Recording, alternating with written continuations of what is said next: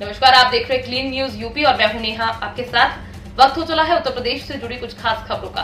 खबरों से अपडेट रहने के लिए वीडियो को अंत तक जरूर देखें। बाप मार डारिया अंधियारे में अखिलेश के मुफ्त बिजली वादे पर योगी ने यूं कसा तंज। उत्तर प्रदेश में समाजवादी पार्टी की सरकार बनने के बाद 300 यूनिट तक घरेलू बिजली मुफ्त देने के अखिलेश यादव के वादे पर सीएम योगी ने पलटवार किया है। मुख्यमंत्री योगी आदित्यनाथ ने किसी का नाम लिए बिना सपा अध्यक्ष पर तंज कसा और उन्हें वायदे आजम भी बताया।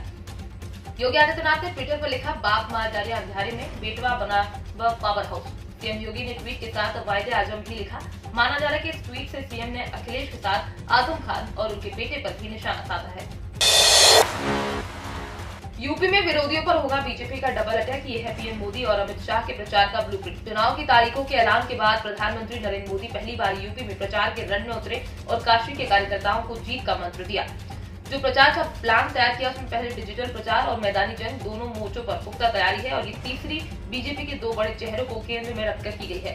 पीएम मोदी यूपी चुनाव में डिजिटल मोर्चा पर विरोधियों का किला ध्वस्त करेंगे, तो वहीं गृह मंत्री अमित शाह मैदान में बीजेपी को ग्राउंड स्तर पर मजबूत करेंगे और जीत के लिए बीजेपी कार्यकर्ताओं को तैयार करेंगे। ये दोनों नेता 22 जनवरी के बाद यूपी के समर में सियासी दांवपेच का खेल खेलेंगे। पीएम मोदी के वर्चुअल प्रचार के ब्लूप्रिंट की बात करें तो उसके मुताबिक पीएम मोदी ग्रेजुएट्स के लिए बीईसीआईएल में जॉब का मौका 25 जनवरी तक करें apply. Broadcast engineering consultant India limited ने इन्वेस्टिगेटर और सुपरवाइजर के पदों पर भर्ती निकाली है। बीईसीआईएल कुल 500 पदों पर नियुक्ति करने जा रहा है। ऐसे में इन पदों पर इच्छुक और योग्य उम्मीदवार बीईसीआईएल की आधिकारिक साइट BECIL.com के माध्यम से ऑनलाइन आवेदन कर सकते हैं। इन पदों के लिए आवेदन करने की अंतिम तिथि 25 जनवरी 2022 तक है। अंतिम तिथि बीतने के बाद कोई एप्लीकेशन फॉर्म स्वीकार नहीं किए जाएंगे। उम्मीदवार ध्यान दें कि आवेदन केवल ईमेल के माध्यम से स्वीकार किए जाएंगे, कोई अन्य मोड स्वीकार नहीं किया जाएगा। ऐसे में योग्य अभ्यर्थी प्रोजेक्ट HR@BECIL.com पर मेल कर सकते हैं। यूपी बोर्ड के परीक्षार्थी ध्यान दें, अब हर पन्ने पर लिखना होगा कॉपी का क्रमांक और रोल नंबर। यूपी विधानसभा चुनाव के बाद मार्च महीने के आखिर में बोर्ड परीक्षा प्रस्तावित है। मिली जानकारी के अनुसार 10 फरवरी को परीक्षा केंद्र की अंतिम सूची जारी हो सकती है। खास बात यह है कि बोर्ड परीक्षा को नकल विहीन कराने की तैयारी अभी से शुरू कर दी गई है। बहरहाल अभी प्रस्तावित 8,267 परीक्षा केंद्रों पर CCTV कैमरे लगाए जाने की तैयारी है। परीक्षा केंद्रों को लेकर अभी अंतिम मुहर भले ही न लगी हो, लेकिन नकल विहीन परीक्षा कराने को लेकर बोर्ड ने तैयारी शुरू कर दी है। 95,000 से अधिक कमरों और परिसर में करीब 2 लाख से अधिक CCTV कैमरे लगाए जाएंगे। ये सभी वॉइस रिकॉर्डिंग से युक्त होंगे, जिसमें परीक्षा केंद्रों और कक्षाओं की गतिविधियों पर विशेष निगरानी रखी जा सकेगी। इसके साथ ही परीक्षा केंद्रों पर आवश्यक सुविधाओं को लेकर भी निर्देश दिए गए।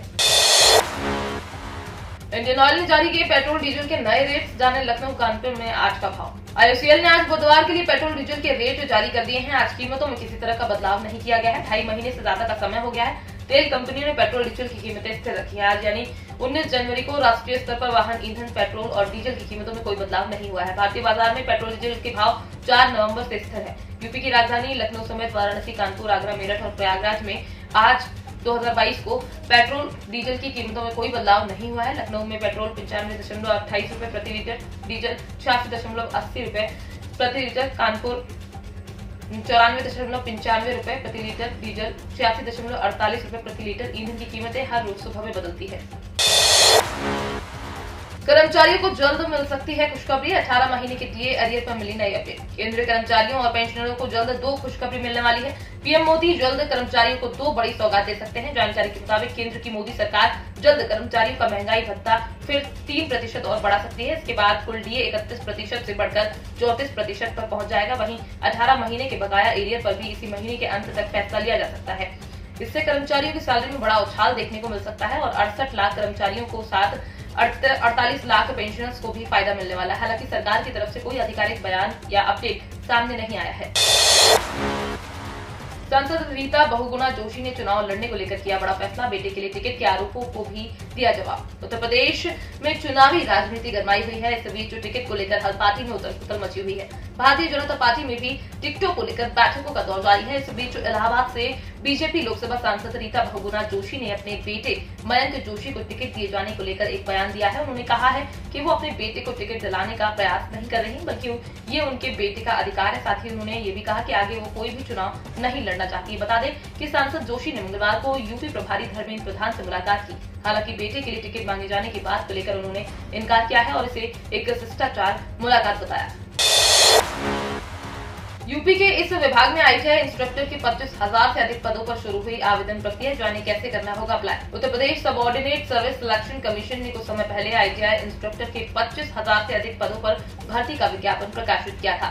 ताजा जानकारी यह है कि यूपीपीएससी के इन पदों पर भर्ती के लिए आवेदन प्रक्रिया शुरू हो गई है। अगर आपने भी यूपीपीईटी परीक्षा पास की हो तो आप ITI इंस्ट्रक्टर पदों के लिए आवेदन कर सकते हैं। ऐसा करने के लिए आपको उत्तर प्रदेश अधीनस्थ सेवा चयन आयोग की आधिकारिक वेबसाइट पर जाना होगा, जिसका पता है uppsc.gov.in।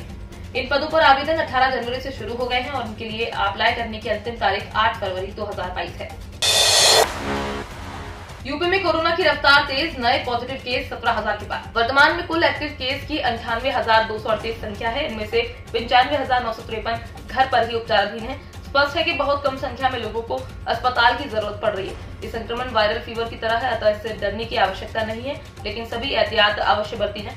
और सीएम योगी आदित्यनाथ आज नोएडा के जिम्स अस्पताल में तैयारियों का जायजा लेंगे। इसके बाद दोपहर 3:15 पर प्रेस वार्ता करेंगे। इस बीच सीएम योगी 2 गांवों का दौरा कर सकते हैं। फिलहाल सीएम के आगमन की तैयारियों में प्रशासन जुट गया है। यूपी में शनिवार तक दिखेगी पश्चिमी विक्षोभ का असर। कोहरे के कहर और ठंडी हवाओं ने बढ़ाई मुश्किलें। जनवरी आधा बीता नहीं, पूरा प्रदेश कड़ाके की ठंड की चपेट में है। राजधानी समेत लगभग सभी जिलों में न्यूनतम तापमान 10 डिग्री सेल्सियस से नीचे लुढ़क चुका है। कोहरे का असर कम होने का नाम नहीं ले रहा। कोहरे ने ट्रेनों की रफ्तार भी रोकी है। वहीं जहां कोहरे का असर कम हो रहा है, वहां जलन लोगों को घर से बाहर निकलने नहीं दे रही। हर जगह पर लोग आग जलाकर काम चलाते दिख रहे हैं। राजधानी लखनऊ में भी प्रशासन की ओर से कई स्थानों पर अलाव की व्यवस्था की गई है। राजधानी में मौसम ने अपना मिजाज बदला। घना कोहरा छाए रहने से विजिबिलिटी हुई कम। पहाड़ों में बर्फबारी से मैदान क्षेत्रों में कड़ाके की ठंड का दौर जारी है। मंगलवार को सूर्य कुछ देर निकलने के बाद बादलों में ही छिप गया। तो ये थी दिन भर की 10 बड़ी और अहम खबरें। खबरों से अपडेटेड रहने के लिए क्लीन न्यूज यूपी को सब्सक्राइब करना बिल्कुल न भूलें। और आप खबर कहां से देख रहे हैं हमें कमेंट में जरूर बताएं और वीडियो को लाइक भी करें।